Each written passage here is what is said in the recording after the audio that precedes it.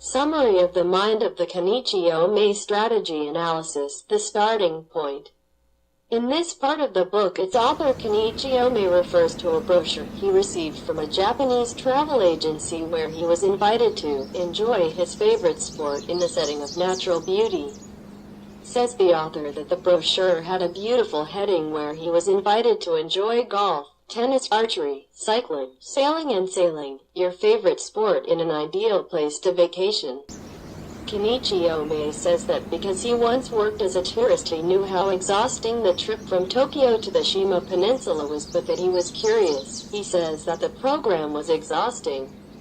The bus left Tokyo at 9 o'clock on Saturday morning and arrived at the hotel at 5 o'clock in the afternoon. During Sunday morning there was time to practice the proposed sports. And then, at 2:30 in the afternoon, he took the bus back to Tokyo, to return at 10:30 on the same Sunday. According to Dr. Ohmae's calculations, there was very little enjoyment of the hiker's favorite sports, which left only a paltry 17% of the total time for sports, 43% of which was spent on the bus and was invested in dream that one normally does at home at 40%. The total cost of the trip was $125 at the time, which was very expensive, and the goals of the hiker were not achieved. The truth is that it is likely that the travel agency achieved its economic goals with the excellent work of publicity he did. But hikers were in a very high percentage upset, and some would have felt cheated or defrauded, which was not good for the future of the agency. On the other hand, Dr. Ohmae raises that supposing that you like to play tennis surrounded by a spectacular scenario and that you long ago know the beauties so announced of the National Park of Shima, do these secondary considerations justify the expense? After all, in my opinion, I think the company was not acting with the strategic thinking about the future of the company and the likelihood that hikers will buy the same package again in the future. Taking this example as a reference, I tell you that I have belonged for years to a Christian organization in the Dominican Republic, and I always wondered why some churches made a trip to, for example, Barahona's ducks when we had beautiful places much closer. If we do the comparison, notice that we are in the same, keeping the differences with the subject of the agency by Dr. Ohmae in Japan. If we travel to Barahona in a one-day activity, we would be talking about traveling in a bus 388 kilometers in approximately 4 hours minimum. Then we would be saying that 4 hours of fun would go to us only in trip. If we want to go and enjoy, then the logical and strategic thing would be a trip of several days. Although we must also see the costs of the place, since the services are quite expensive in Barahona. Following the example, another example is the local internal trips to Isla SAONA. The information I have is that one way takes 3 hours and 10 minutes. Another option would be 4 hours 59 minutes, only the one way. In both cases would be to go for a while to the water or enjoy the trip and return tired and bored. We would be in the same Barahona case, but in the two cases cited the cost would be higher. The focus here is that we should be more objective in what we want.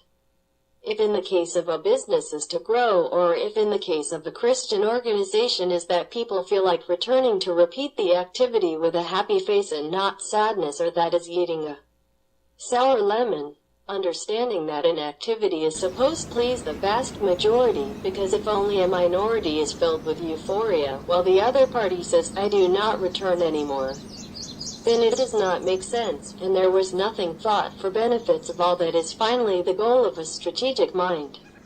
I have seen the same example of internal trips in other churches of the same organization with greater results, where we have gone to nearby places, such as Smallmouth for example, and people are happy that they enjoyed a lot and bathed to exhaustion, something they take as references that the trip was a success. Other trips were made to the PRADOS del CACHÓN, also with many successes. The strategies begin when we start to take advantage of all the factors for the benefit of everyone in the organization, no matter if it is for profit or profit purposes. In business as in the battlefield, the objective of a strategy is to approach the conditions most favorable to our side.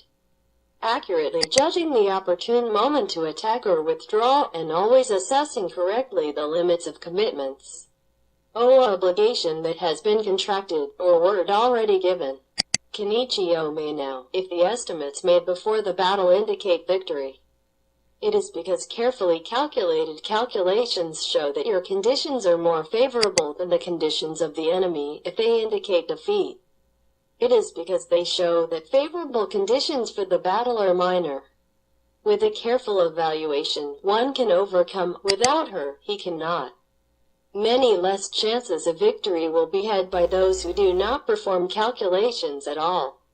Those who anticipate, prepare and arrive first at the battlefield and wait for the adversary are in a rested position. Those who arrive from last to the battlefield. Those who improvise and engage in struggle are exhausted. When the route is long, the troops get tired. If they have spent their strength in the mobilization, they arrive exhausted while their opponents are fresh, so it is sure that will be attacked. Unless you know the mountains and forests, the gorges and passes, and the condition of the swamps, you cannot maneuver with an armed force. Unless you use local guides, you cannot take advantage of the advantages of the terrain. Therefore, a military force is used according to the planned strategy, mobilized by hope of reward, and adapted by division and combination. Sun Tzu.